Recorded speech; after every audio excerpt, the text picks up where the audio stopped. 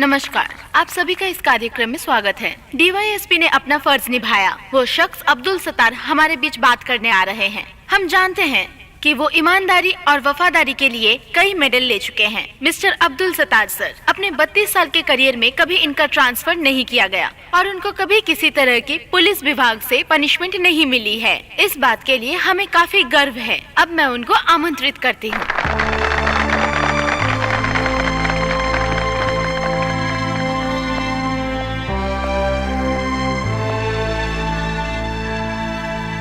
अपने बूट और सलाखों को छोड़कर आज मैं एक नया कदम रखने जा रहा हूँ। हर इंसान ने अपने जीवन में कोई ना कोई गलती ज़रूर की होगी। ऐसे मौके पर मैं ये बात कहना चाहता हूँ कि ज़िंदगी में हमेशा हादसे होते रहते हैं जिन्हें हम भूल नहीं पाते हैं, और कई बार इन हादसों से हम अपने जीवन में गुजरे भी हैं। और ऐसे समय पर हमें हर मुसीबत का डट कर सामना करना चाहिए। मैंने शपथ ग्रहण के समय जो जो बातें कही थी वही बातें मैं आप सभी के सामने दोहराना चाहता हूँ। आम इंसान के लिए पुलिस वाला होने के नाते मैंने जब ये खाकी वर्दी पहनी थी तब मेरे लिए बहुत खुशी की बात थी। मैं पुलिस वाला बनना चाहता था और बन भी गया।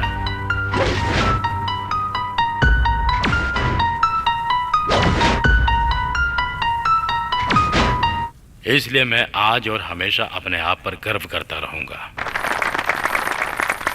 और मैं आप सभी लोगों से बस यही कहना चाहूंगा कि हमेशा अपने ऊपर पूरा भरोसा रखें। Thank you.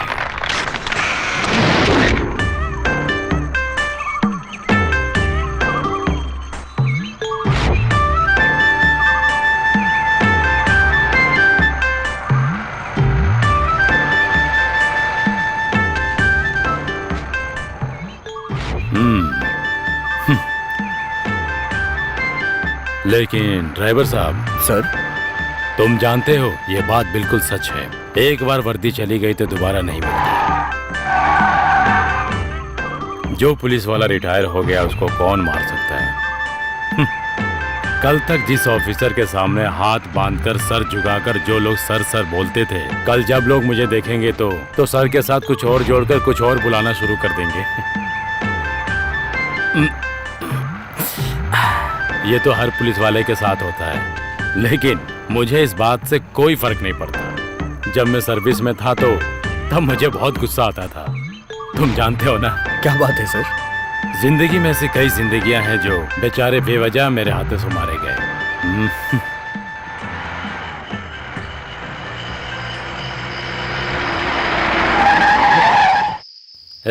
क्या हुआ? गाड़ी क्यों रोक दी? सर, कुछ हुआ क्या? बीच रोड पे पेड़ गिरा हुआ है। हाँ। आप बैठिए, मैं देख के आता हूँ।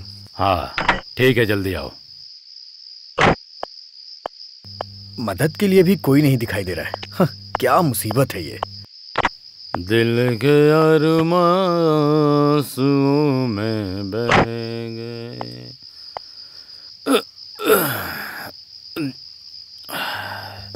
दिल के अरमासूं में बह गए। हम जहाँ थे वहीं पे रह गए।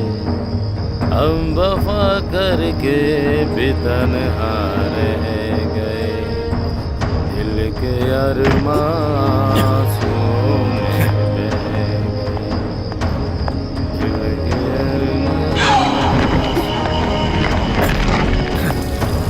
शायद उनका आखिरी पैगाम होगा।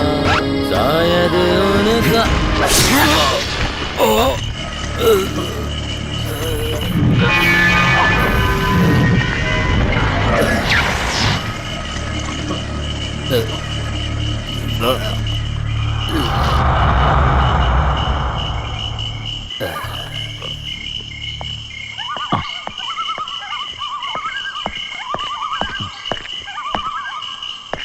सर, सर, ओ तो वो वहाँ है। सर, मैंने पेड़ हटा दिया है। आप चलिए सर। सर अभी तक पेशाब कर रहे हैं। सर चलिए सर। सर, हाँ सर।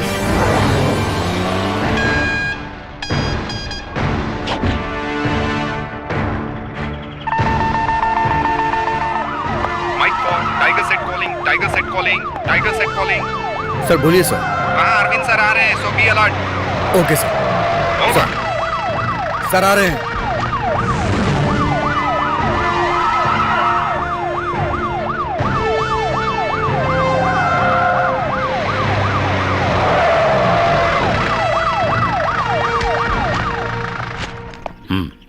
इधर आओ।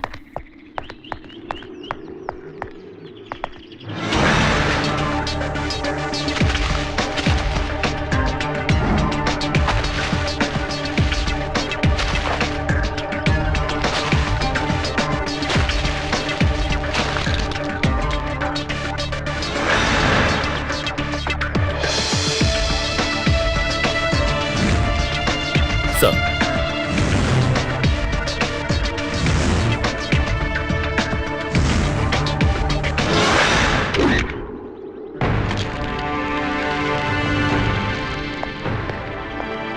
थॉमस, सर तो इसका मतलब ये हुआ कि तुमने वहाँ कुछ भी नहीं देखा। नहीं सर, मैं गाड़ी से उतरकर पेड़ हटाने के लिए गया था और तभी तो फिर... तुम्हारे कहने का मतलब है कातिल ने 3 मिनट में अपना काम कर दिया। फेयरवेल डिनर अटेंड करने के बाद और गाड़ी में ज्यादा ट्रेवल करने की वजह से वो जरूर ज्यादा जोर से चिल्ला भी नहीं पाए होंगे। इसीलिए सतार सर, थॉमस, ये सारी बातें तुम मुझको पहले भी बता चुके हो। मुझे ये जानना है अभी तक तुमने जो बातें बताई उसके अलावा और कुछ बताने के लिए है सर। ए रास्ता छोड़ो, मुझे आपसे एक बात कहनी है। इस कठोर हत्या के पीछे राष्ट्र को डराने वाले आतंकवादी संगठन का हाथ है। जब मैं सर्विस में था ना सर, तब मैंने एंटी टेररिस्ट स्क्वाड में काम किया था ना सर। नाम क्या है? एंथनी, सच का सामना पत्रिका से। सच का सामना पत्रिका से नहीं, पत्रिका से। हाँ, आपने सही कहा। एंथोनी, हाँ। इस हत्या के पीछे राष्ट्र छोड़ो पूरे विश्व का हाथ नहीं है। हाँ। अगर ऐसा हुआ भी है तो उसको ढूंढ कर निकालेंगे। इस बीच में दखलंदाजी करके इस केस को भड़काने की कोशिश की तो जैसा कि तुमने सवाल किया है, जरा उधर तो देखो। सीआई अरविंद बहुत कठोर सर हैं। अगर इन्होंने मारना शुरू किया तो एक भी हड्डी सलामत नहीं रहेगी। नहीं सर, वो सब नहीं चाहिए, पर केस की डिटेल्स तो... उसके लिए सही वक्त देखकर सही लोगों को बुलाकर जो सही होगा वो बताऊंगा। ठीक है? ठीक है। अगर ऐसा ही है तो अभी आप अपने काम पर ध्यान दीजिए। अरविंद सर। ड्राइवर को फिलहाल के लिए छोड़ दो। हाँ मैं जानता हूँ। और जो कोई भी शक के घेरे में है उसको कस्टडी में ले लो। फेयरवेल के वक्त सतीश साहब जिनके करीब थे, उनके दोस्त नातेदार जिनसे भी उनकी बात हुई, क्या बातें हुई, किस विषय में हुई, सारी डिटेल्स मुझे चाहिए। ओके। जानते हो ना, सतीश सर हम सबके लिए केवल सीनियर ऑफिसर ही नहीं थे। सर मैं अपना बेस्ट दूंगा। जय हिंद सर।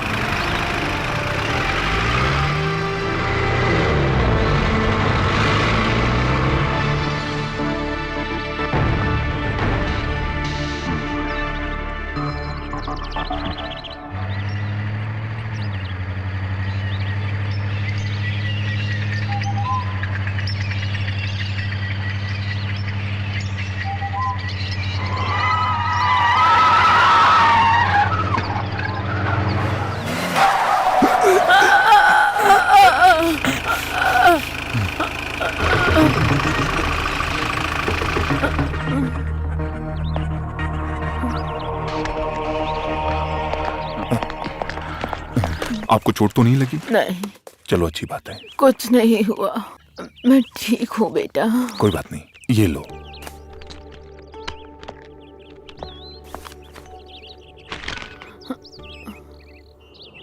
अरे नहीं चाहिए। आप रख लो। नहीं, मुझ पर इल्जाम है कि मेरी वजह से आपको तकलीफ ऐसी कोई हुई। बात नहीं, कोई बड़ा हादसा नहीं हुआ, यही बड़ी बात है। मेरे लिए तो यही बहुत बड़ी खुशी की बात है। मुझे मजबूर मत करो, बिना काम के किसी से पैसे नहीं लेती, इसीलिए ये पैसे मैं तभी लूंगी अगर मैं कुछ काम करूंगी। हाथ देखकर भविष्य बता सकती हूँ। मुझे इन बातों पर विश्वास नहीं है। हाथ की रेखाएं देखकर भूत भविष्य की बातें करना ये सब अफवाहें हैं। ऐसी बातों को नजरअंदाज करना चाहिए। ये तो बेवकूफी है, सरासर बेवकूफी। अरे इस तरह से मजाक मत उड़ाओ। हाथ की लकीरों में हमारी किस्मत होती है, ऐसा शास्त्रों में लिखा है। विद्वान लोगों ने गलत नहीं कहा है।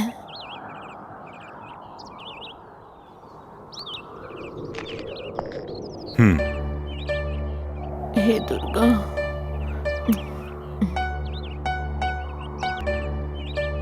अरे आपकी जिंदगी तो उलझनों से भरी हुई है। आपकी जिंदगी में तो बहुत सारी कठिनाइयाँ लिखी हुई हैं। बिना सोचे समझे तुम कोई कदम मत उठाना बेटा। तुम्हारा हर कदम कांटों से भरा है। हाँ। अपना ख्याल रखना बेटा।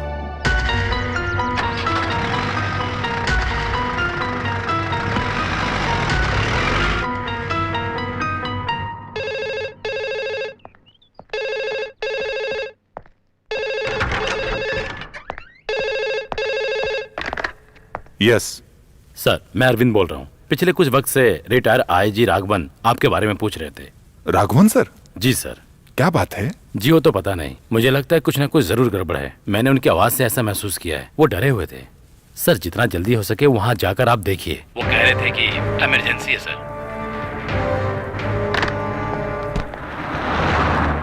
अभी आप लोगों के सामने आईजी नवीन सर आ रहे हैं। वो केस की तह तक पहुंचने में और काम को अलग तरीके से करने के लिए जाने जाते हैं और वो हम सबके प्रिय भी हैं।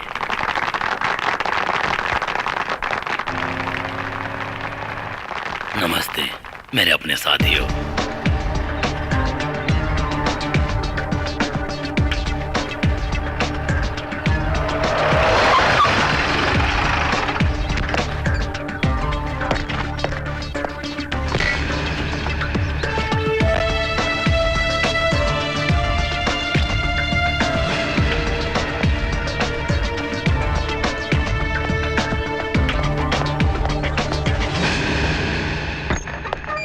Sir, Raghavan sir, Raghavan sir.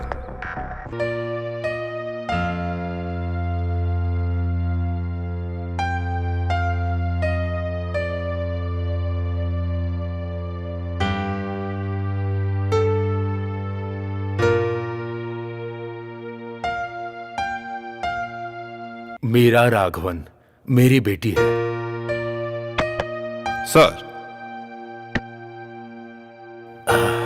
तुम तो जानते हो ना, बीवी के गुजर जाने के बाद जो मैं जिंदगी गुजार रहा हूं वो इसके लिए है। अब तक मैंने उसकी किसी भी ख्वाहिश को अधूरा नहीं रहने दिया। लेकिन अब Siddharth, now she is my problem. आज सुबह से ही ये लापता है। She is missing.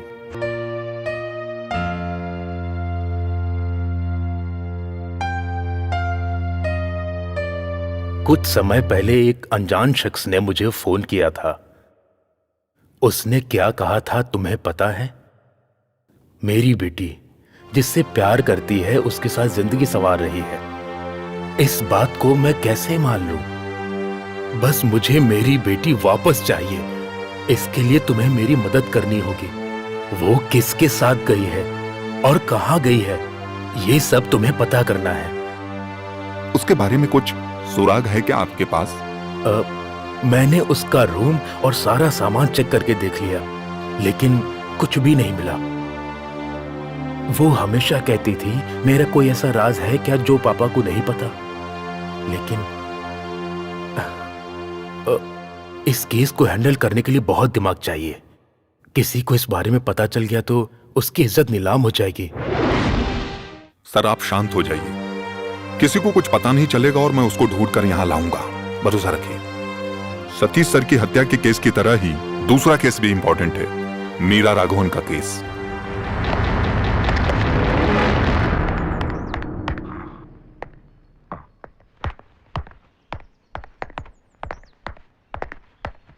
Sir, any information? नहीं सर, वो जहाँ कहीं भी जाते हैं वहाँ हमने छानबीन करके देख लिया। कुछ लोगों का कहना है कि 2 लोग उस रास्ते से निकले थे। बस इतना ही सर। मीरा के कॉलेज में पता किया? हाँ किया, लेकिन कोई भी मीरा के अफेयर के बारे में नहीं जानता है। वो हमेशा पढ़ाई और म्यूजिक में रहती थी। उसके फ्रेंड्स बस इतना ही जानते हैं। पता नहीं सर, मुझे कुछ अजीब सा फील हो रहा है। कुछ अच्छा नहीं लग रहा है। मुझे भी। लेकिन अरविंद, जो हर वक्त हिंदुस्तानी संगीत और किताबों में उलझी रहती थी वो मीरा राघवन, उसके ऊपर हम कोई मुसीबत नहीं आने देंगे। ये मैंने सर से वादा किया है, वो मुझे हर हाल में निभाना है। कई लोगों की जिंदगी के बारे में वो हत्यारा जरूर जानता होगा। कल सुबह होने से पहले हम दिन की शुरुआत के लिए सुप्रभात कहते हैं। ऐसा कुछ सुराग मिल जाए तो बात बन जाए। मेरा दिल ऐसा कह रहा है, ये होगा।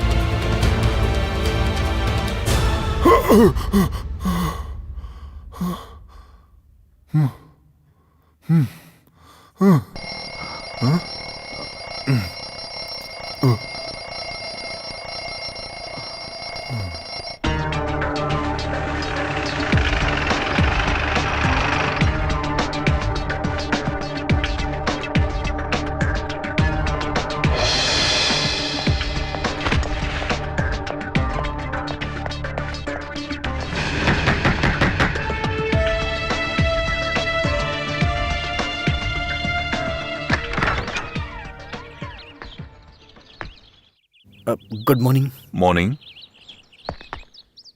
राघवन सर कहाँ हैं? यहाँ तो नहीं है, बाहर गए हैं, मंदिर में। और तुम? मेरा नाम राहुल है, राहुल कृष्णा। सर के क्या लगते हो? कुछ नहीं लगता। सीताराम सर से मैं भी यहाँ मिलने के लिए आया हूँ। आपसे एक बात कहनी थी सर।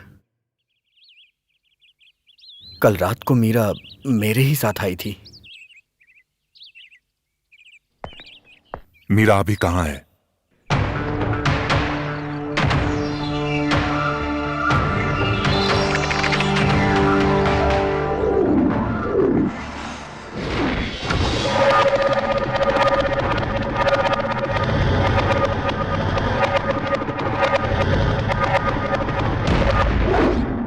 हर रोज की तरह उस रोज भी हड़ताल चल रही थी। उस दिन मैंने मीरा को पहली बार देखा था। स्पेशल क्लास अटेंड करने के लिए कॉलेज जाने के चक्कर में हड़ताल के दिन भी वो घर से बाहर आ गई थी। उस दिन मैंने पहली बार मीरा को देखा।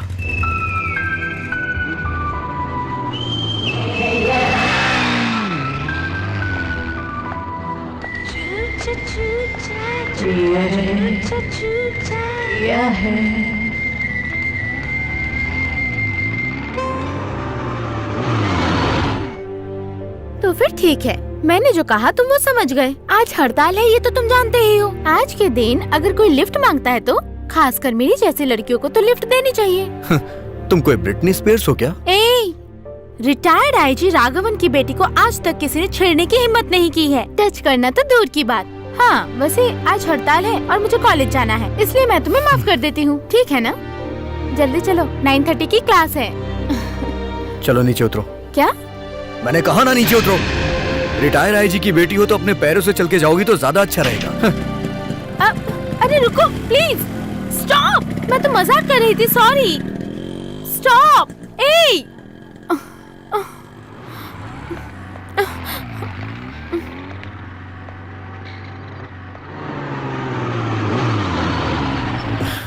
अगर तुमने सॉरी दिल से बोला है तो आके बैठ जाओ। 9:30 की क्लास है ना? अगर मैंने तुम्हें लिफ्ट नहीं दी तो तुम्हारी क्लास छूट जाएगी। Yes, thank you.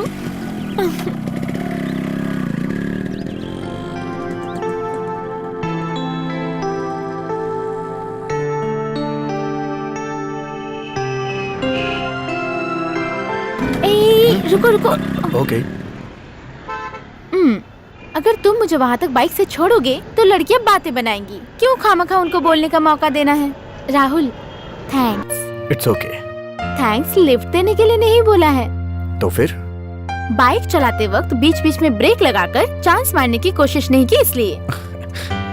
तुम संस्कारी हो और ऐसे ही लड़कों को लड़कियाँ पसंद करती हैं। बाय।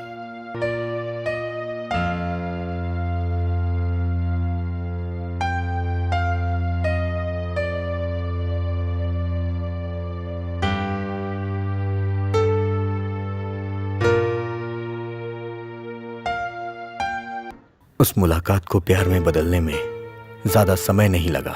मीरा के बगैर एक पल भी जीना मेरे लिए मुश्किल था, ये मुझे महसूस होने लगा। कब से तुम ऐसे ही चुप बैठे हो? अगर कुछ कहना है तो खुलकर बताओ, तभी तुम्हें समझ पाऊंगी ना।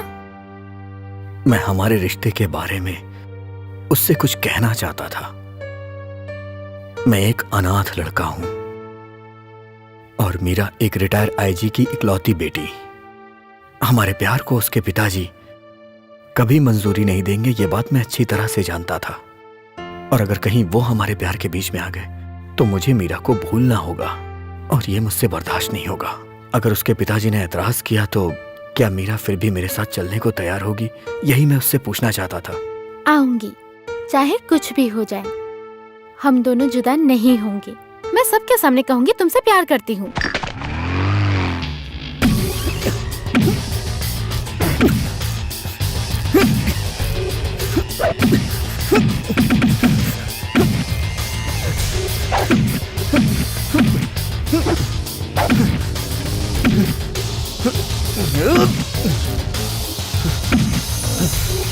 राहुल, आ गई तुम? मैंने तुम्हें यहाँ पे इसलिए बुलाया क्योंकि मैं तुम्हें सरप्राइज देना चाहता हूँ। कम ऑन, हम यहाँ से कहीं और चलते हैं। कहाँ? जिंदगी के सफर पे। हम दोनों शादी करने वाले हैं। I mean court marriage.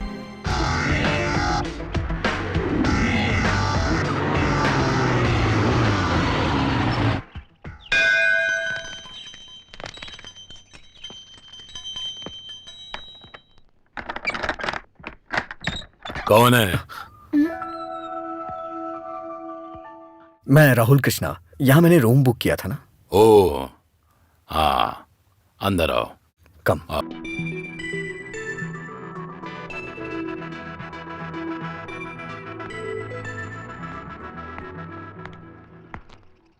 Ice cream खाओ। अगर वो वापस नहीं आएगा तो अच्छा रहेगा, है ना? वो लड़का इतना अच्छा नहीं है। दुनिया में उससे भी अच्छे लड़के हैं, तुम्हें मिल सकते हैं। इसका फैसला मैं करूंगी। समझ गया। कभी कभी इस तरह की गलती सुधारने के लिए लोग गलत ही बताते हैं, तभी गलती का एहसास होता है। संभलने के लिए कल सुबह तक का वक्त है, चाहो तो संभल जाओ।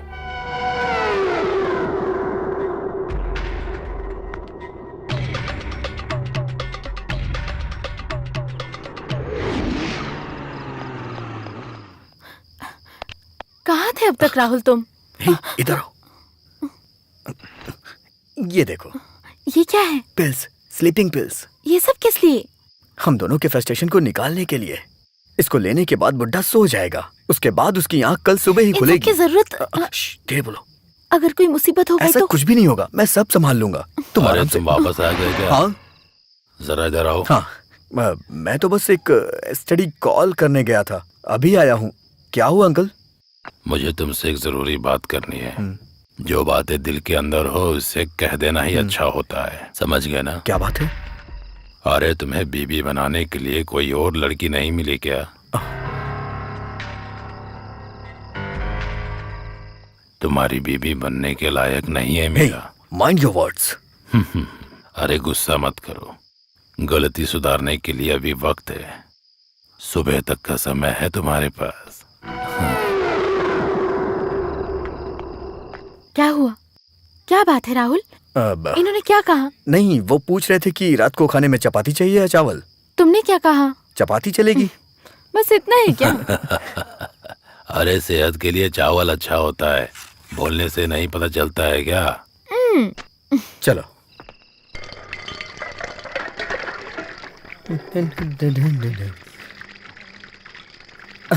अंकल, मैं कुछ मदद करूं नहीं, क्या? रहने दो। हाँ। अंकल, मैंने आपके बारे में बहुत कुछ सोचा, लेकिन मुझे कुछ समझ में नहीं आया। वैसे आपके पीछे राज क्या है? कुछ राज की बातें राज ही हो तो अच्छा है। नहीं, मुझे बस जानने की उत्सुकता हो रही थी और कुछ नहीं। तुम ना ही जानो तो बेहतर है। ठीक है।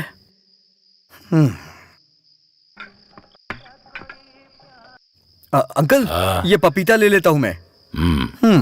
सोने से पहले पपीते का जूस बहुत अच्छा होता है।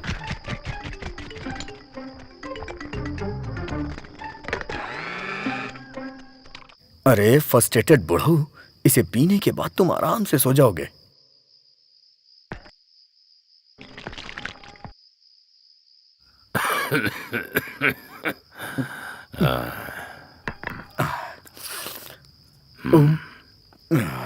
अंकल? नहीं चाहिए। अंकल, इसे मैंने अपने हाथों से बनाया है। कितने प्यार से मैंने आपके लिए बनाया था इसे, और आप इसे पीने से मना कर रहे हैं।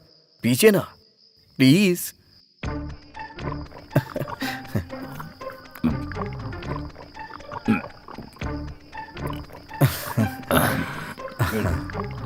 अच्छा है ना uncle?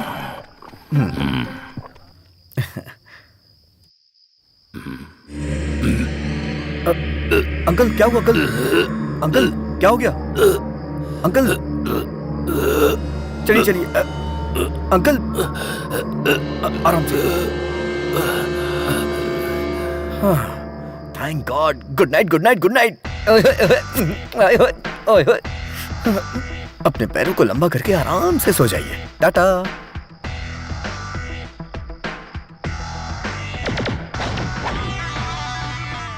Magic of papaya.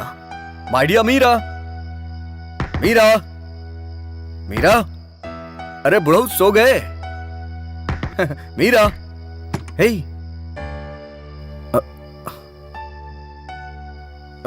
Meera Meera. ओह, तो मैडम नहा रही हैं। मीरा, बुढ़ऊ सो गए। Sleeping pills with papaya. Hello, नहा चुकी हूं तो बाहर आ जाओ ना यार, या फिर ये चाहती हूं कि मैं अंदर आऊं? हाँ, बोल नहीं रही हो, इसका मतलब मैं अंदर आ जाऊं? मीरा।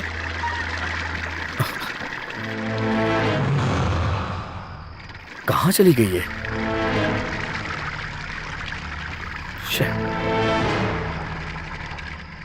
मीरा मीरा।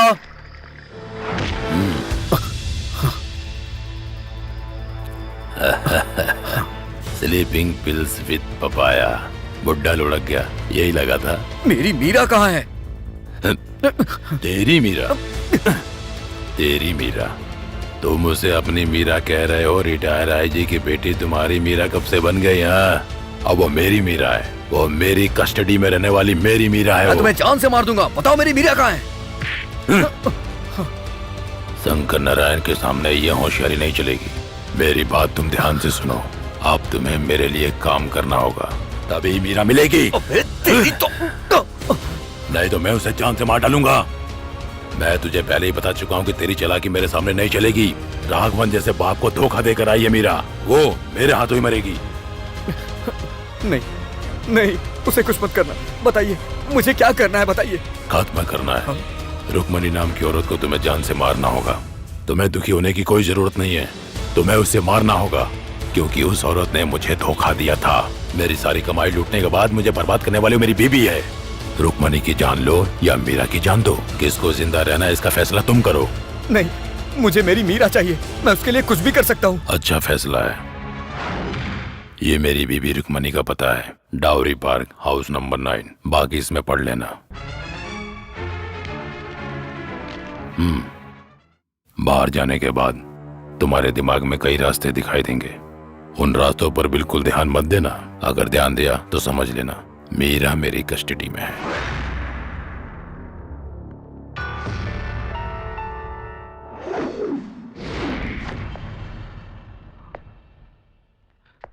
शंकर नारायण ने रुक्मणी देवी को मारने के लिए मुझे भेजा, लेकिन मुझमें किसी को भी मारने की हिम्मत नहीं है। लेकिन मेरी मीरा, सब मेरी वजह से हुआ है। मैं खुद को कभी माफ नहीं कर पाऊंगा। मैं इसके हल निकालने के बारे में सोच रहा था, तो मैंने ये सोचा कि मैं ये सारी बातें आईजी सर को बता दूं, और मैंने उन्हें सब बता दिया। मेरी बातें सुनकर वो मंदिर में मन्नत मांगने गए हैं। इन सब में अब भगवान क्या कर सकता है सर? हमें मीरा को बचाना होगा। मुझे आपकी मदद की जरूरत है सर, नहीं तो वो मीरा को मार डालेगा।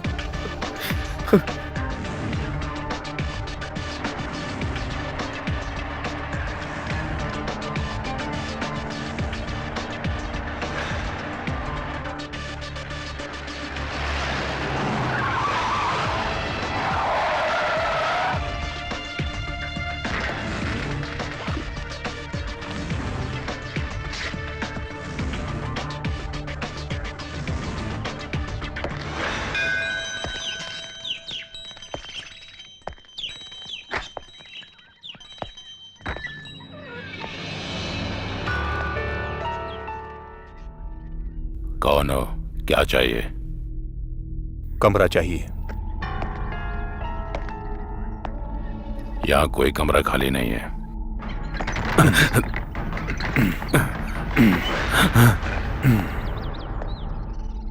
मैं यहाँ रुकने के लिए आया हूँ और रुक कर ही जाऊंगा। मुझे बस वो कमरा चाहिए।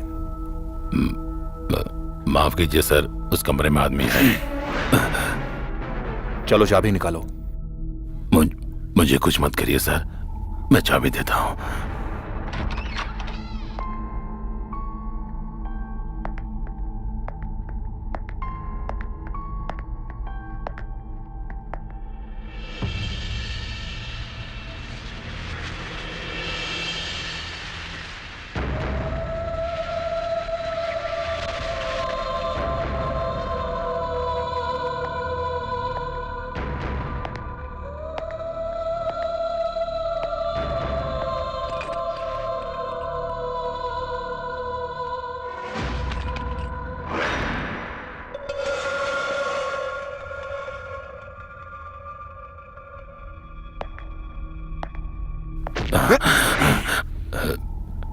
तुमने इस बेचारी को मार डाला? नहीं सर, मैंने इसको नहीं मारा सर। मैं सब कुछ पता करके ही यहाँ पर आया हूँ। यहाँ पर जो कुछ भी हुआ है वो राहुल ने मुझे बता दिया है। नहीं, उसने आपको सच नहीं बताया होगा सर, उसने आपसे झूठ बोला होगा, सरासर झूठ। आप मेरी बात समझने की कोशिश कीजिए सर। सच क्या है मैं आपको बताता हूँ सर। जीने के लिए जब मेरे पास कोई रास्ता नहीं था, तब मैंने इस गेस्ट हाउस को बनाने का फैसला किया था। यहाँ पर अक्सर जितने भी टूरिस्ट आते हैं मौज मस्ती के लिए आते हैं, वो एक दिन रहकर चले जाते हैं, लेकिन जब ये दोनों आए थे तब इनमें ऐसी कोई चीज नहीं थी। उस लड़के को देखकर मुझे कुछ गड़बड़ लगा। यहाँ लोग शांति के लिए आते हैं या फिर अपने दिल की इच्छा को पूरी करने के लिए आते हैं।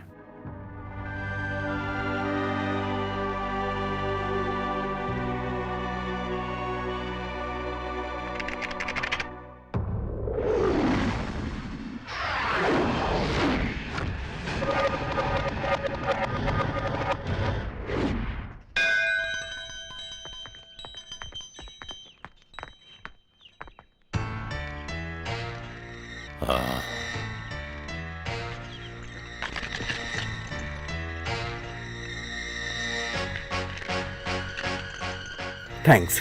वो रूम है। चलो। तुमने एक ही रूम बुक किया क्या?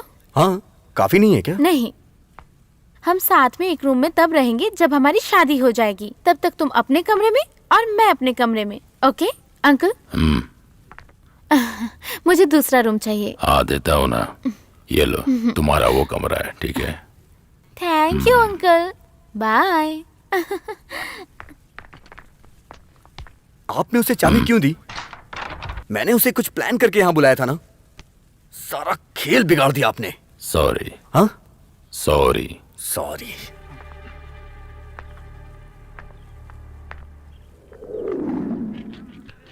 अंकल, मैं और मीरा दिखने में कैसे लगते हैं? पिछले जन्म में हमारा कोई बंधन जरूर होगा शायद। वैसे दिखने में तो वो मेरे लायक नहीं है। अगर मैं थोड़ी कोशिश और कर लूं ना तो मैं उससे अच्छी लड़की आराम से पटा सकता हूं। आप क्या कहते हैं? अगर तुम ऐसा कर सकते हो तो फिर शादी के नाम पर उसको इतना दूर क्यों लेकर आए हो? इसके पीछे एक वजह है अंकल, जो आप धीरे धीरे समझ जाएंगे। लेकिन अभी हमारे बीच ऐसी कोई रुकावट नहीं है, मैं जानता हूं। कोई भी फैसला लेने के लिए कल सुबह तक का समय है ना? कल सुबह तक का समय है। Thank you.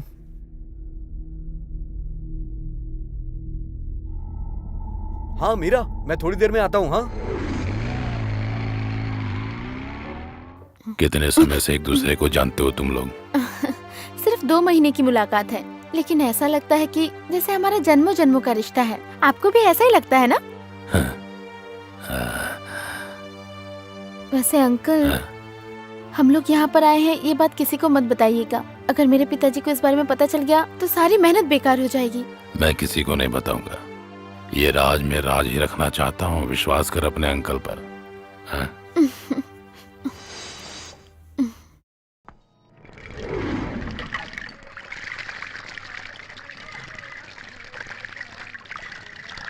अंकल, मैं सोने की कोशिश कर रहा हूँ। हाँ तो? लेकिन मुझे नींद नहीं आ रही। कल शादी की टेंशन है। शायद मेरी मत मारी हुई है, इसीलिए मैं उस लड़की से शादी कर रहा हूँ। कोई मदद चाहिए क्या? नहीं चाहिए। अंकल, ये पपीता ले जाऊं क्या? रात में सोने से पहले पपीते का जूस पीना चाहिए। मुझे उसके बर्ताव से उस पर शक होने लगा था। पपीते के जूस में मुझे सुलाने के लिए नींद की गोलियां मिला रहा था वो। और फिर मैंने भी उसका प्लान पता करने के लिए ठान लिया था कि आखिर ये सब वो किस लिए कर रहा है।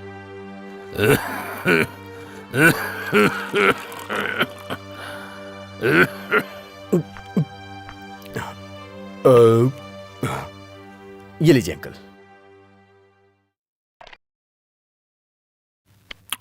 शक्कर बहुत कम है, मुझे मीठा बहुत पसंद है, वो चाहे जूस हो या फिर जिंदगी। हाँ, मीठा होना जरूरी है। हाँ।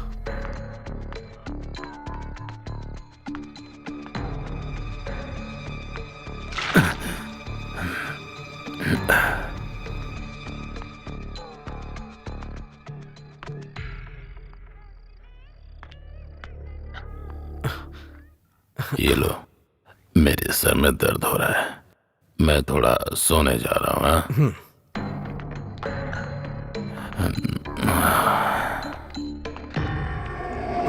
यस।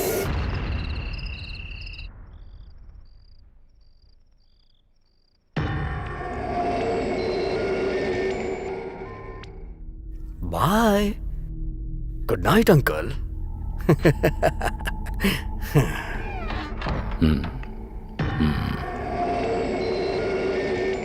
टडडम पम। हाय मीरा। बुढ़ा सो गया पता है? अरे कितना परेशान करता है यार वो। और पता है क्या कह रहा था? मेरी तुम्हारी जोड़ी बिल्कुल नहीं जमती है। तो फिर तुमने क्या कहा? सही तो कह रहा था वो। मैंने उससे कह दिया तुम मेरे लायक नहीं हो। क्यों? सही कहा ना मैंने? आज की रात हम एक जश्न की तरह मनाएंगे और कल सुबह हम यहाँ से वापस चले जाएंगे। लेकिन तुमने तो ऐसा नहीं कहा था। ये शादी वादी की झंझट मैं नहीं पालता।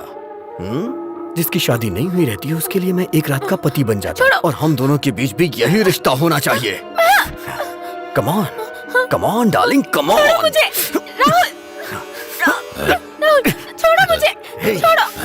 इतना राहुल, छोड़ दो इसको। कहाँ से आ गया? अगर मेरे हाथों मरना नहीं चाहता है तो चला जाए यहाँ से। जाओ मोहन, निकल जाओ।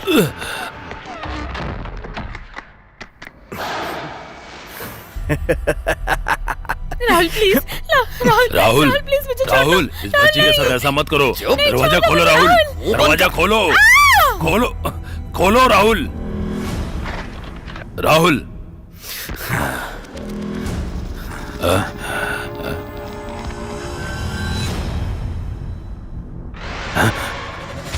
राहुल, ये तुमने क्या किया? क्या?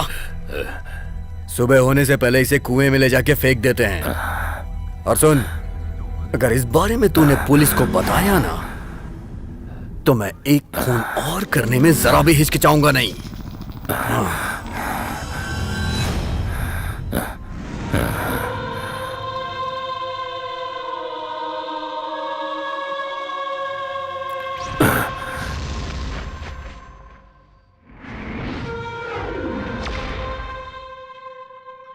अगर उसका सामना करने के लिए मेरे साथ अगर कोई होता तो आज वो लड़की जिंदा होती। आखिर मैं अकेला क्या कर सकता था? तुम्हारी बनावटी बातों को सुनकर मैं भावुक होकर यहाँ से खाली हाथ जाने के लिए नहीं आया हूँ। अमन ग्लोबल स्ट्रीट में जो औरत रहती है रुक्मणी देवी, वो तुम्हारी बीवी है। तुम उसको मारने के लिए राहुल कृष्ण को मजबूर कर रहे थे।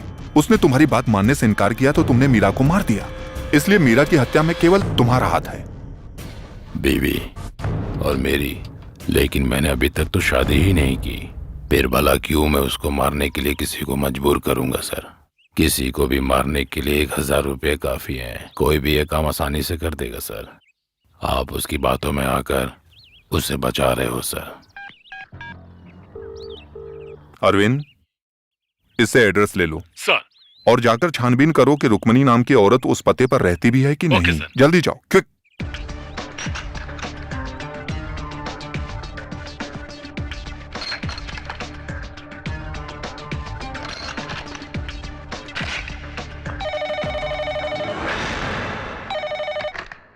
सर, अरविंद बोल रहा हूँ। यस अरविंद, पता चला? सर, अमन गोयल स्ट्रीट में मैंने छानबीन की। रुक्मणी नाम का जो एड्रेस है वो गलत है, एकदम फेक है सर। हमें कोई उलझा रहा है sir. Okay.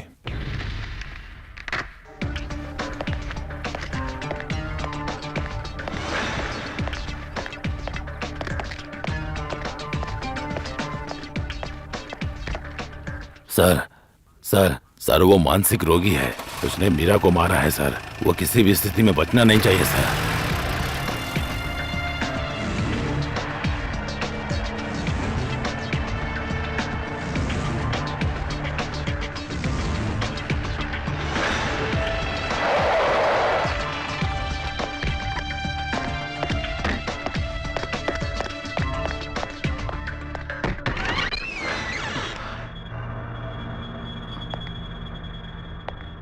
Rahul, Raghavan sir,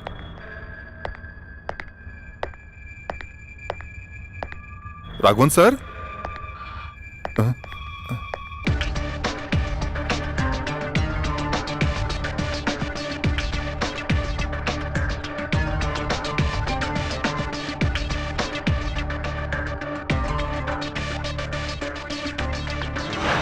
impression media में फर्स्ट रैंक लाने वाला वो इंजीनियरिंग का स्टूडेंट है। इतने दिनों तक वो यहीं पर था, जहां कोई किसी को सहारा नहीं देता, यहां उसे प्यार और सहारा दोनों मिला। फिर इसका दिल इतना कठोर कैसे हुआ कि वो किसी की जान ही ले लेगा? अगर आज की बात करें तो आशिक को उसका प्यार ना मिलने पर इस तरह के बहुत से हादसे होते हैं सर। लेकिन इस केस में मीरा और राहुल एक दूसरे से प्यार करते थे, और इतना ही नहीं, दोनों अपनी मर्जी से गेस्ट हाउस में गए थे सर। वही तो, शंकर नारायण के मुताबिक राहुल मीरा को ना पसंद करता था और ना प्यार। उसने ये सोचा होगा कि कोर्ट मैरिज करके पूरी जिंदगी उसके साथ रहना होगा, और ये भी सोचा होगा कि मीरा से अच्छी लड़की भी उसे मिल सकती है। इस तरीके की बात सोचकर वो पूरी तरीके से परेशान हो गया होगा। फिर उसने रास्ता चुना मीरा की हत्या करने का, और यही सोचकर उसने मीरा को मारा होगा। मीरा के इस केस को थोड़ी देर के लिए साइड में रखते तो उसे राघवन सर को मारने की क्या जरूरत थी, और वो भी घर के अंदर घुसकर।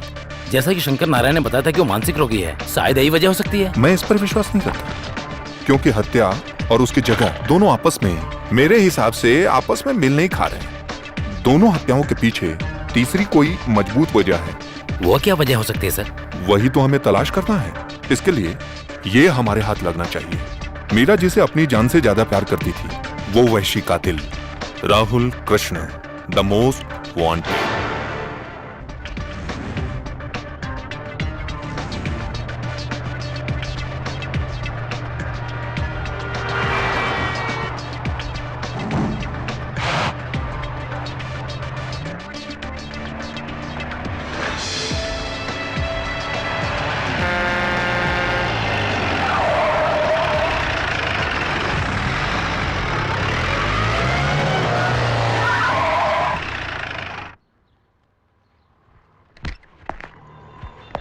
मैंने जैसा कहा था वैसा ही करना, ठीक है बेटा? ठीक है।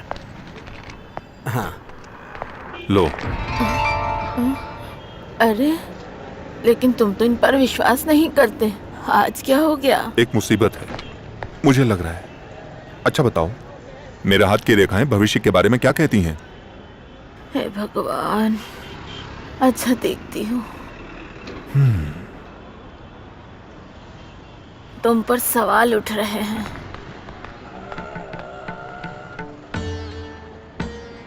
रास्ते में रुकावटें आ रही हैं, मौत से भी सामना हो सकता है। मौत से सामना?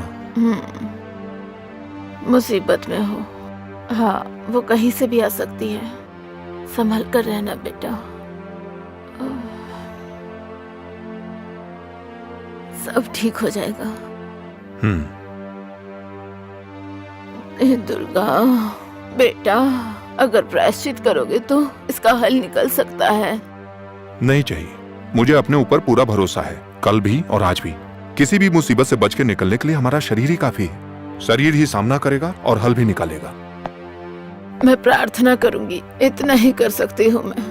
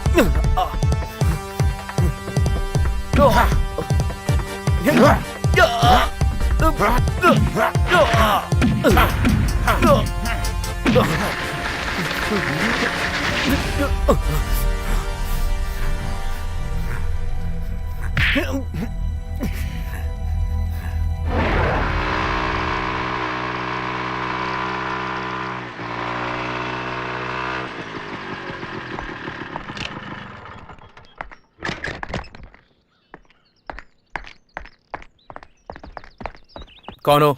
किससे मिलना है? मुझे अर्जेंटली एसपी से हाँ हेलो नहीं, नहीं, जी, आप गेस्ट हाउस ही है। नहीं, इस हादसे के बारे में मीडिया को कोई न्यूज़ नहीं देना, ऐसा बड़े साहब ने कहा है। दीजिए प्लीज। नहीं, ऐसा करने से मुसीबत बढ़ सकती है। अगर आपको इस केस के बारे में डिटेल चाहिए तो सिद्धार्थ सर से बात करो। मुझे एक बार मिलने दीजिए सर अंदर प्लीज। बिजी, आपसे नहीं मिल सकते। कांस्टेबल, कौन है ये? पता नहीं सर, कौन है ये? क्या चाहिए? आई एम सोफिया, हाँ। सोफिया हसन। क्या हुआ? मुझे इस केस के बारे में बात करनी है। परमिशन क्या है? नहीं है। बिना परमिशन के आप एसपी सर से नहीं मिल सकती हो। अभी जाओ, बाद में आना। मुझे उनसे मिलना है बस, मैं और कुछ नहीं जानती। अरे एक बार बोल रहा तो समझ नहीं आ रहा क्या तुम्हें?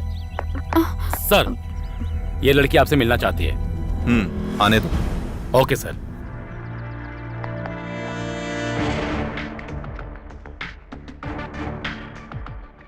क्या बात है सोफिया, परेशान क्यों हो?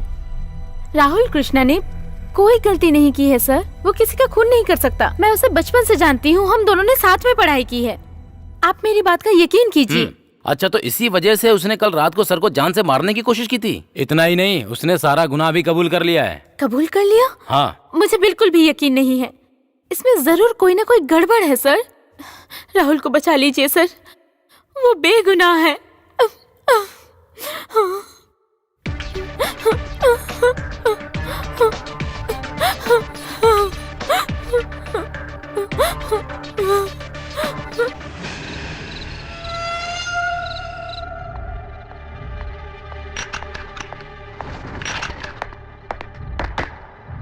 सर, आपने जैसा कहा था, राहुल जिस कॉलेज में पढ़ता था मैंने वहां पूछताछ कर लिया है। सोफिया हसन ने जो कुछ भी बताया वो बिल्कुल सही लगता है और कोई भी इस बात को नहीं मानता है कि राहुल कृष्णा एक किलर है।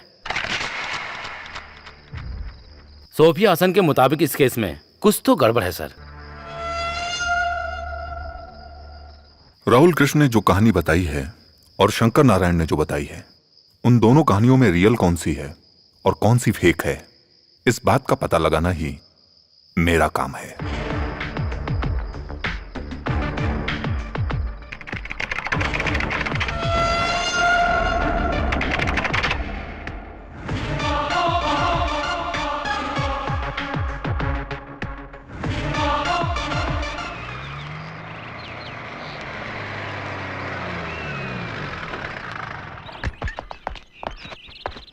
सर मुजरिम मिला क्या?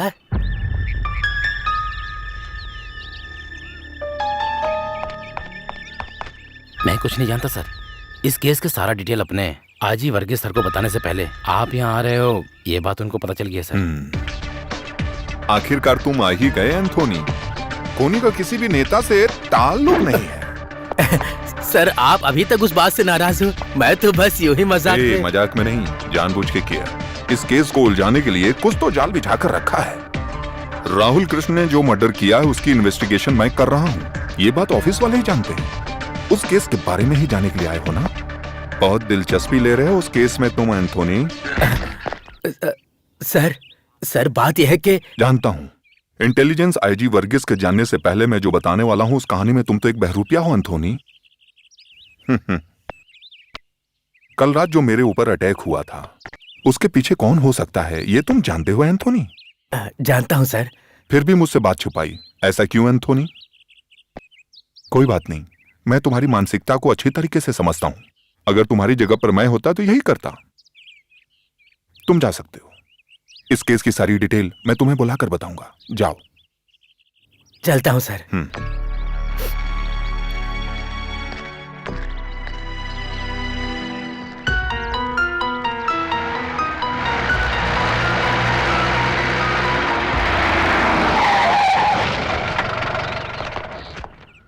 सर,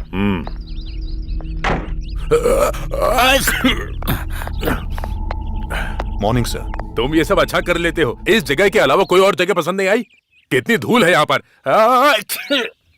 माफ कीजिएगा सर। राघवन और मीरा को कैसे मारा गया है इस केस में बहुत बड़ा किरदार निभाने वाला है ये घर। इस बात की इंपॉर्टेंस को समझकर ही मैंने आपको यहाँ पर बुलाने का कष्ट किया है। प्लीज। ओके।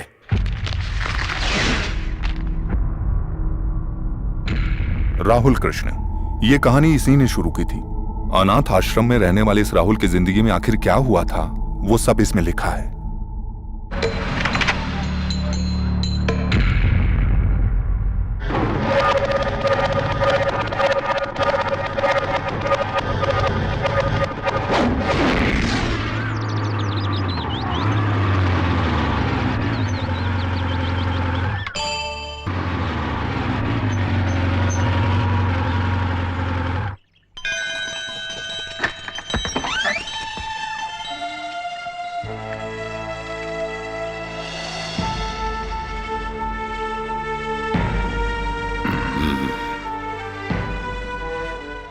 तुम आओगे या नहीं मुझे शक हो रहा था।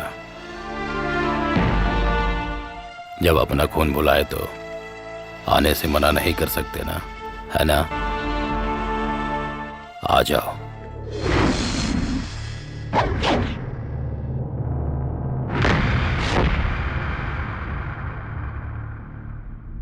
इस बूट को पहचानते हो? तुम्हारे बाप का था। उसके होने के बावजूद तुम्हें सालों तक एक अनाथ की तरह जीना पड़ा। तुम्हारे उन्हीं सवालों का जवाब है ये। तुम्हें उनके बारे में सब कुछ जानना होगा। तुम्हारे और तुम्हारे बाप के बीच में ऐसा क्या हुआ था?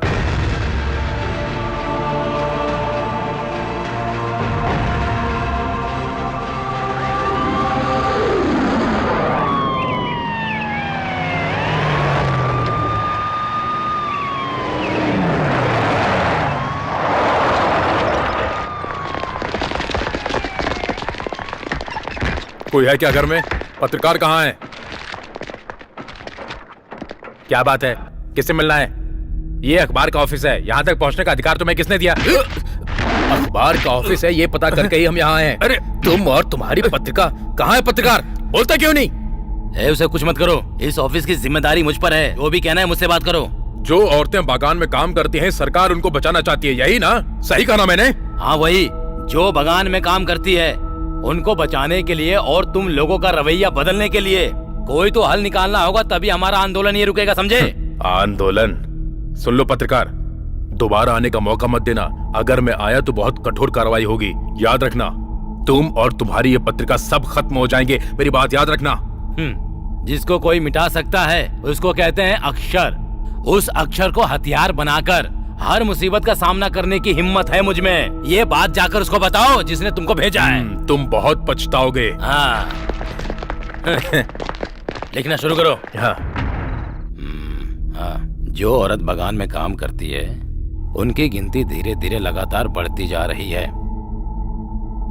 इसके पीछे पुलिस का हाथ है। जानकी, दीदी रसोई में काम कर रही हैं, मैं संभाल लूंगा। हाँ ठीक है। इसलिए जो भी कोई औरत बागान में काम करती है उनकी हिफाजत के लिए कोई हल निकालने और बचाने की जिम्मेदारी हमारी सरकार की है। मैं आज इधर से जाऊंगी। तुम्हें अकेले जाने में डर तो नहीं लगेगा ना? कैसा डर? तुम एक पत्रकार की बेटी हो, इसलिए तुम्हें कभी डर नहीं लगता है। अरे मैंने ऐसा कब कहा? टाटा टाटा।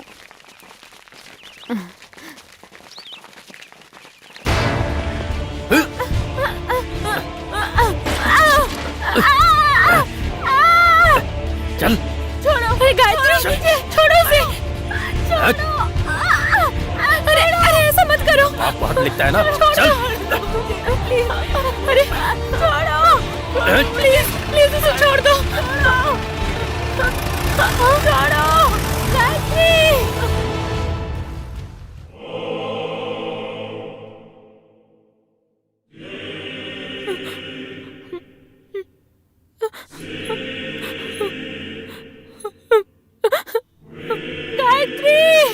उसे छोड़ दो, मत ले जाओ उसे, छोड़ दो उसे।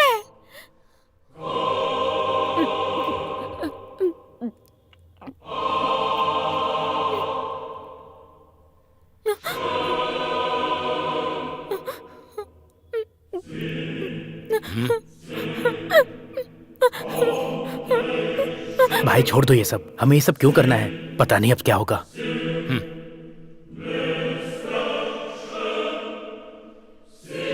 हे भगवान, पता नहीं हम पर क्या मुसीबत आने वाली है।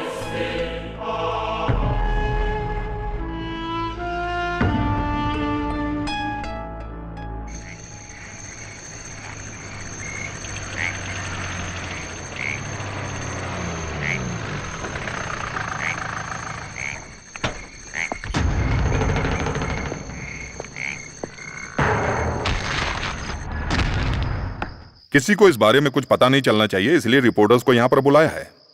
हमारे खिलाफ जनता को भड़काने का ये एक षड्यंत्र है। अगर हमने जल्द कोई रास्ता नहीं निकाला तो हम पर मुसीबत आएगी। जानते हो ना, ये सब पेड़ काटने वाले हैं। ये सारे लोग कोई भी कदम उठाने से पहले कुछ भी नहीं सोचने वाले हैं। उन्हें हम फांसी पर लटका देंगे। अगर उसकी बात सुनकर वो पुलिस स्टेशन आए ना तो वहां से जिंदा बचकर नहीं जाएगा, चाहे कोई हो। सही कहा ना थॉमस?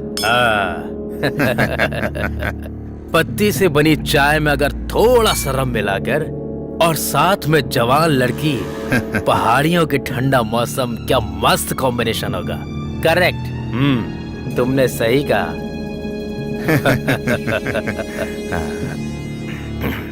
तुम बिंदास रहो, इस केस को हम सुलझा लेंगे। अरे पैसों से वो पत्रकार नहीं बिकने वाला। अगर उसे रास्ते से हटाना है तो ये सीधा उसकी कनपट्टी पे रख के धमकी देना। ठाय, सारा खेल खत्म। आज ही जाकर खत्म कर देते हैं, अभी नहीं। हर काम के लिए एक सही समय होता है राघवन जी। उस पत्रकार का समय भगवान को तय करने दो।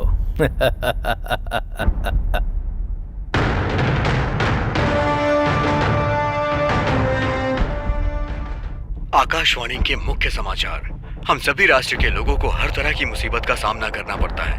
भारत और पाकिस्तान के बीच तनाव बढ़ता ही जा रहा है। दोनों देशों के बीच जो शांति प्रस्ताव रखा गया था, इस तनाव के चलते उसे रद्द कर दिया गया है। दोनों देशों के बीच युद्ध होने की संभावना है, ऐसा देश के बड़े बड़े नेताओं का कहना है। राष्ट्रपति द्वारा लिखित किताब में धारा 352 को समझाया गया है। उसके बारे में अपोजिशन पार्टी का कहना है कि इस कानूनी धारा में कोई कमी है और इस विवाद को लेते हुए देश के बड़े बड़े नेताओं के बीच इस मुद्दे पर बहस जारी है। अब देखना यह है कि दोनों देशों के बीच युद्ध होता है या नहीं।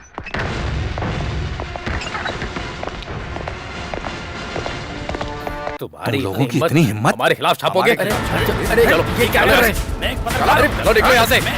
अरे मार क्यों रहे हैं? इसका बहुत बुरा अंजाम होगा। देखो ये क्या नहीं कर रहे? अरे छोड़ दिए। थॉमस सर, मार मार कर इन सबकी हड्डी पसली तोड़ दो। तो तू हमारे खिलाफ कोर्ट में गवाही देगी। क्या नाम है तेरा? छोड़ दो उसे। वैसे भी जवान लड़कियों के नाम में आखिर क्या रखा है? जिसमें रखा है वो जबान बंद रखेगी तो काम आसानी से हो जाएगा। अपनी जुबान को बंद रखो, हमारा काम होने दो। सतीश, इस लड़के को ले चलो। चल इधर। छोड़ दो उसे, छोड़ दो। राघवन, सबको खत्म करके आ जाओ। पिताजी,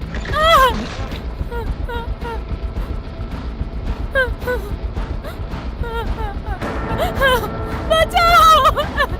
अरे चल चल अरे चल। छोड़ दो मुझे, छोड़ो,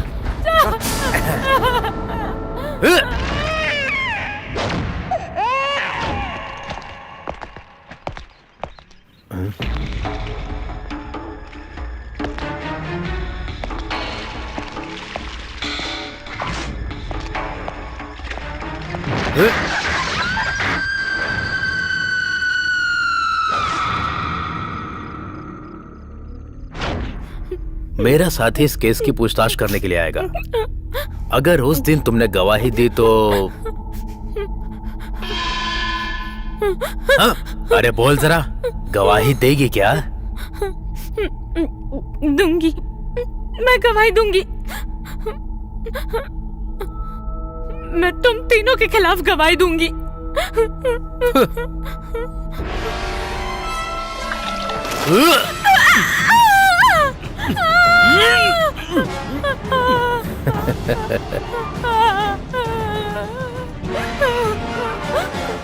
तेरी इतनी हिम्मत? हाँ, मेरे पापा को कुछ मत करो, कुछ मत करो मेरे अरे पापा। तुम्हारे पिताजी को वो कुछ नहीं करेंगे, लेकिन जब तुम कोर्ट में जाओगी तो हमारे खिलाफ गवाही नहीं दोगी ना? ये गधा कभी सुधरने वाला नहीं। पिताजी, पिताजी। का हमारे बारे में उल्टा सीधा छाप कर हमारे गुस्से का शिकार हो गए। हम तुम्हें जिंदा नहीं छोड़ेंगे। मत पुलिस की ताकत। पिताजी, गवाही देगा, गवाही देगा।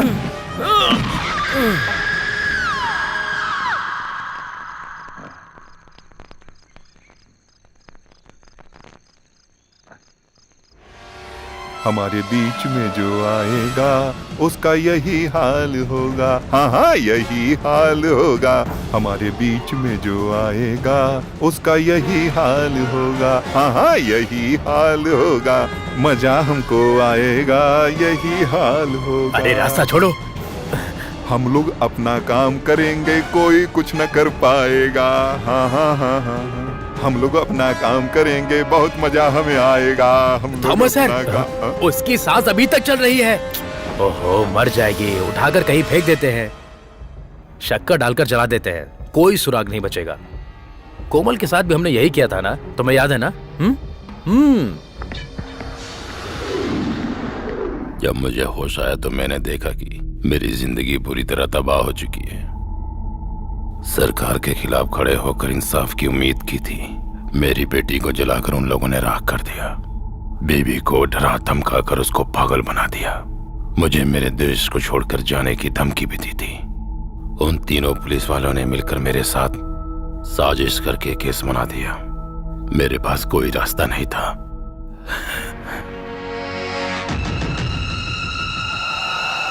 कोई पुख्ता सबूत न होने की वजह से वो लोग कोर्ट से बच गए थे। उन तीनों ने अपने जाल में फंसा दिया और मुझे फिर जेल जाना पड़ा। मुझसे मिलने के लिए जेल में एंथोनी आया था। तब मैंने उससे एक ही बात कही थी कि जब मैं जेल से सजा काट कर बाहर आऊंगा तो जिसने हमारे साथ ये सब किया उनसे हम तीनों मिलकर बदला लेंगे। उस वक्त मदद के लिए तुम मेरे साथ रहना। एंथोनी ने मुझसे वादा भी किया था। तुम्हारे हाथ में खत रखकर उसी ने तुम्हें उस अनाथ आश्रम में भेजा था।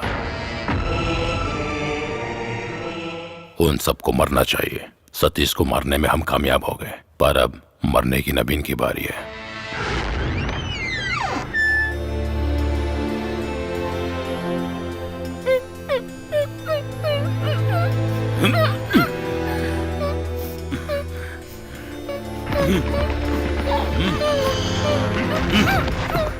कौन है ये? ये नवीन की बेटी है। लात मारो इसे। इसके चेहरे पे लात मारो तुम। नवीन जिस बेटी को अपनी जान से ज्यादा प्यार करता है, ये जो सर पे निशान देख रहे हो ना, यही निशान इसके चेहरे पर भी होना चाहिए। ये देखकर नवीन को चोट पहुंचेगी। मारो इसे। पिताजी, इसकी कोई गलती नहीं है। इसे सजा देना मुझे ठीक नहीं लग रहा है। तुम्हारी दीदी ने कौन सी गलती की थी? मैंने अपनी बेटी की चीख जिन कानों से सुनी है, उन्हीं कानों से इस लड़की की चीख सुनना चाहता हूँ मैं। चीख सुनना चाहता हूँ मैं। छोड़ो, चाहिए। ऐसा मत करिए। उठो, उठो तुम, उठो। जाओ, भाग जाओ यहाँ से, जाओ।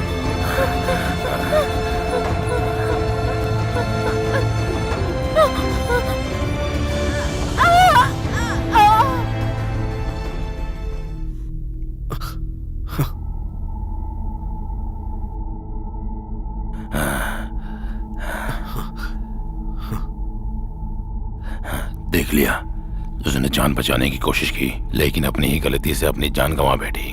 भविष्य के एक बुरे हादसे को बराबर करने के लिए मैंने नवीन से एक बात झूठ बोली थी। अब इसके बारे में सच बताना चाहिए क्या? इस खबर को उसको बताना चाहिए। जैसे ही इसकी खबर उसको मिलेगी वो हिल जाएगा। मैंने बदला लेने के लिए बहुत इंतजार किया। पिताजी, अब आईजी से बदला आप नहीं, मैं लूंगा।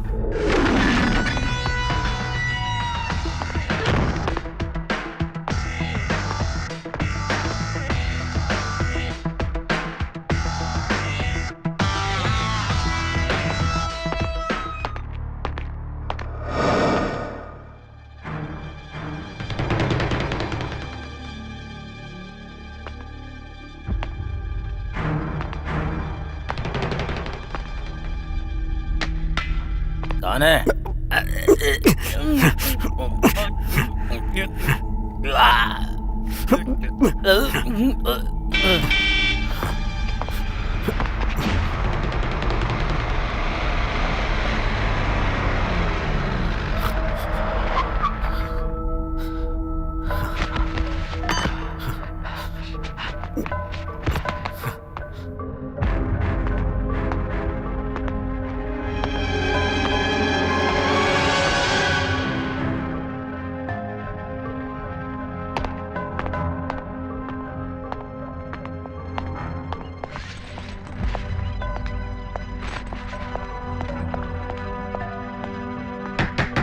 जैसा मैंने कहा था वो वैसा ही दिख रहा था।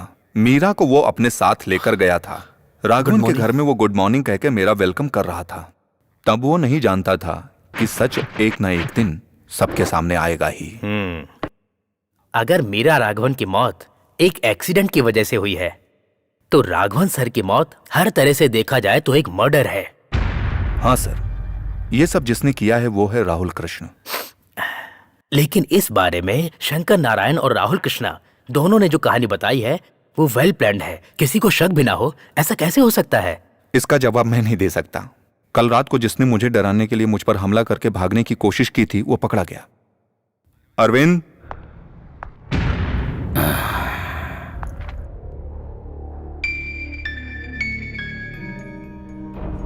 बताओ, कैसे तुम दोनों बाप बेटे ने मिलकर इस कहानी को यकीन करने लायक बनाया है?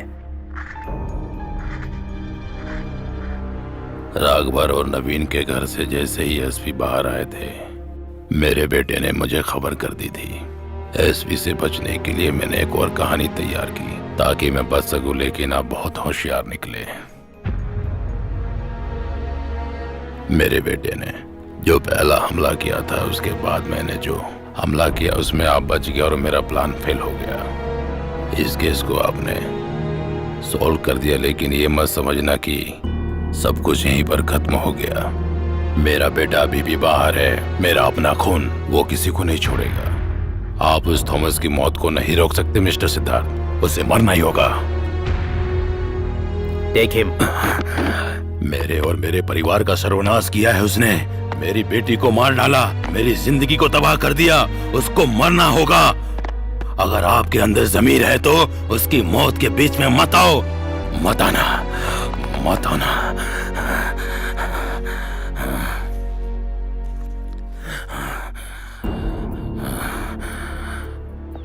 कुछ भी हो जाए, हमें उस थॉमस को बचाना ही होगा सिद्धार्थ। वो केवल मेरा सीनियर ही नहीं, मेरा फैमिली मेंबर भी है। सर, जिनकी मौत हुई है, अब्दुल, सतीश और राघवन सर, वो हमारे सीनियर थे सर। लेकिन अपने पोजीशन का गलत फायदा उठाकर सरकारी वर्दी में रहकर जो भी गलत काम उन्होंने किया है, उसको ध्यान में रखते हुए अभी जो मेरा माइंड कहता है, अगर मैं पुलिस के नजरिए को छोड़कर आम आदमी के नजरिए से देखूं तो मेरे हिसाब से मीरा को छोड़कर बाकी सभी इस केस में सजा के हकदार हैं सर। आप जिसको बचाने की बात कर रहे हैं, थॉमस सेबास्टिन, वो भी सजा का हकदार है सर। तुम्हारी भावनाओं को मैं समझ सकता हूँ, लेकिन हमारे भी कुछ फर्ज होते हैं सिद्धार्थ। राहुल कृष्णा को अरेस्ट करना होगा। It is not a request, it's an order.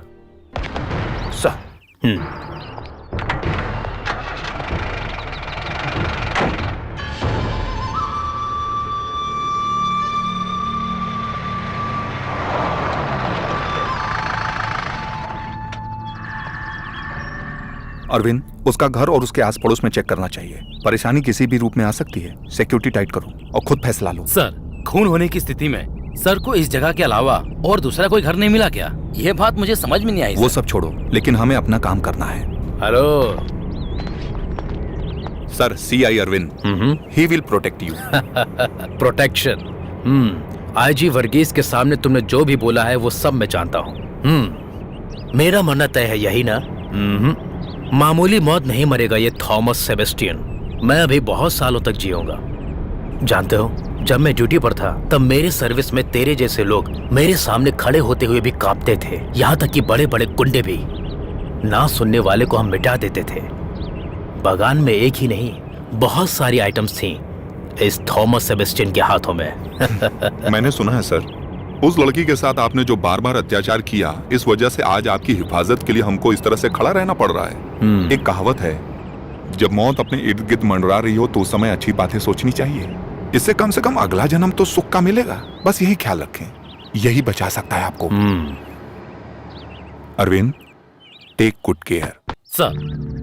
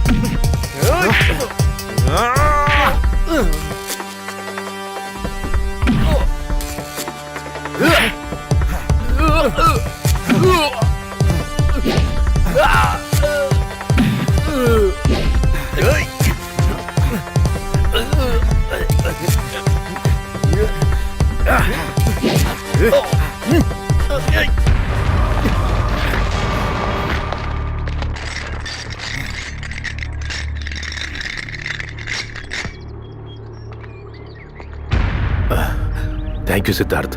मैंने तो बस अपनी ड्यूटी की है सर। शंकर नारायण और राहुल कृष्ण आज से हमारी कस्टडी में हैं सर, इसलिए आप बच गए ऐसा मत सोचिएगा। आप जब ड्यूटी पर थे उस वक्त आपने जिन लोगों को तकलीफ दी उनमें से कईयों के बच्चे अभी जिंदा है, आपको पता होना चाहिए। ये याद रखना, कुछ मर गए हैं तो कुछ जीना चाहते हैं। आपने जिन लोगों को तकलीफ दी है उसके बदले में वो लोग या उनके वारिस मरने मारने पर उतारू हो गए हैं। आप जैसे लोगों को मैं ही क्या, कोई भी माही का लाल या कोई भी सुरक्षा बचा नहीं सकती है। सतीश सर और राघवन सर के साथ जो हादसा हुआ वो अगर आपकी जिंदगी में ना हो उसके लिए प्रायश्चित करिए सर, प्रार्थना करिए।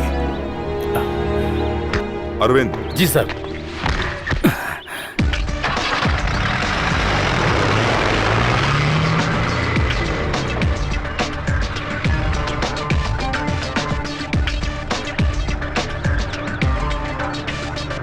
स्टॉप। क्या हुआ सर? उस पेपर को दो। हाँ।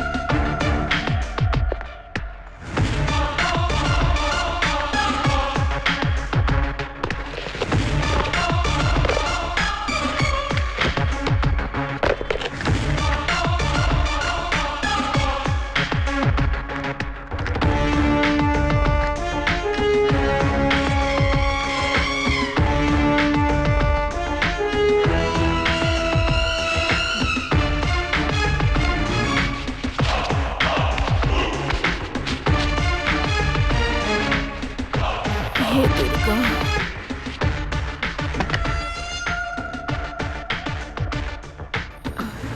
नहीं, अब कोई मुसीबत नहीं है। पर ये है,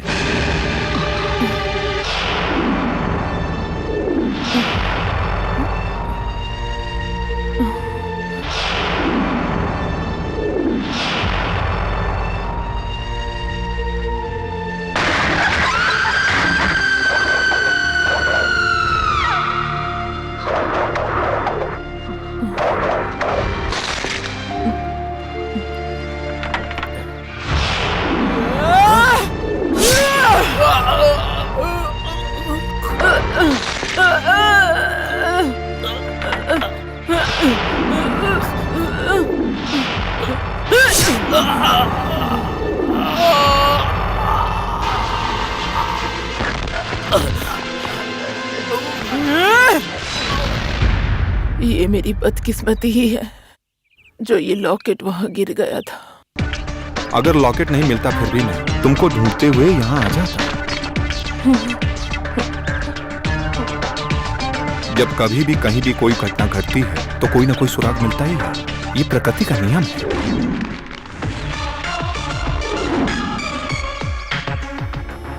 उस दिन मैंने राहुल की आंखों में ऐसे ही प्रायश्चित के आंसू देखे थे। आज तुम्हारी आंखों में वही प्रायश्चित के आंसू मुझे दिखाई दे रहे हैं। उस दिन से लेकर आज तक मैं एक मां के दर्द को समझ सकता हूं। हमारे देश में सबूत की कमी के चलते कई ऐसे केसों पर मिट्टी जम चुकी है। एडीजीपी थॉमस सेबास्टियन का केस भी उन्हीं में से एक था।